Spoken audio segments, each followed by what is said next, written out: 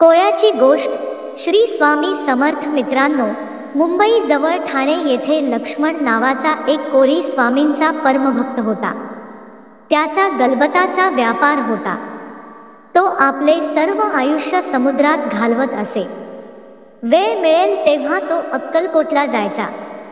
तेथे काही दिवस राहून स्वामींचे दर्शन घेऊन त्यांची मनःपूर्वक सेवा करायचा. समर्थ हे परब्रह्माचे मूर्त रूप आहे हे लक्ष्मण कोळ्याला ठाऊक झाले होते. कधी कधी जहाज समुद्रात असताना प्रचंड वादळ येत असे. अशा कठीण प्रसंगी तो स्वामींचे स्मरण करायचा.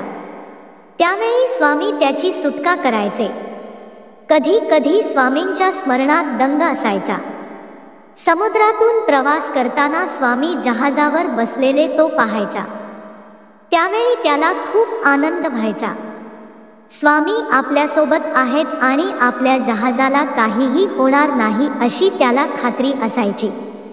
एके दिवशी कोळी आपले जहाज समुद्रातून घेऊन जात असताना सोसाट्याचा वारा सुटला. समुद्रात भयंकर तुफान आले. जहाजात पाणी शिरून ते बुडू लागले. ते पाहून लक्ष्मण कोळी आणि त्याच्या सोबत असलेले खलाशी खूप घाबरले. लक्ष्मणाचेही धैर्य सुटले. त्याच्या डोळ्यातून अश्रू वाहू लागले. त्याने स्वामींचे स्मरण केले.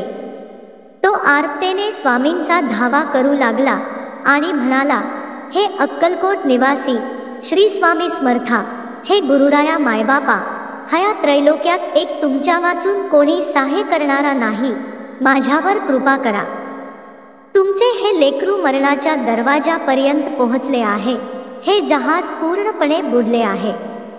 कोळ्याचे हे आर्त स्वर स्वामींच्या कानावर आले. त्यावेळी स्वामी चोळाप्पाच्या घरी पलंगावर बसले होते. ते एकदम खडबडून उठले. त्यांनी लगेच आपला उजवा हात खाली करून आवेशाने हु हु हु असे म्हणत वर उचलला. तोंडाने, लक्ष्मणा, काळजी करू नकोस, भोवरा खूप खोल आहे. तुझ्या नाकातोंडात पाणी गेले आहे, असे काहीतरी बोलू लागले. तेथे उपस्थितांना काही कळेना. इतक्यात स्वामींनी आपला हात वर घेतला आणि म्हणाले, लक्ष्मणा, सुटलास बाबा. त्या क्षणी स्वामींच्या हातातून पाणी निथळत होते. हा काय चमत्कार आहे हे चोळप्पाच्याही लक्षात आले नाही. त्याने पाणी चाखून पाहिले तर ते खारट लागले. चोळाप्पाने स्वामींना विचारले. तेव्हा स्वामी म्हणाले, लक्ष्मणाचे जहाज समुद्रात भोव्यात सापडले होते. ते उचलले आणि किनाऱ्यावर आणून ठेवले. स्वामींच्या बोलण्याचा उलगडा कुणालाही होत नव्हता. पण 8 दिवसांनी लक्ष्मण कोळी आपल्या कुटुंबियांसोबत अक्कलकोटास स्वामींच्या दर्शनाला आला.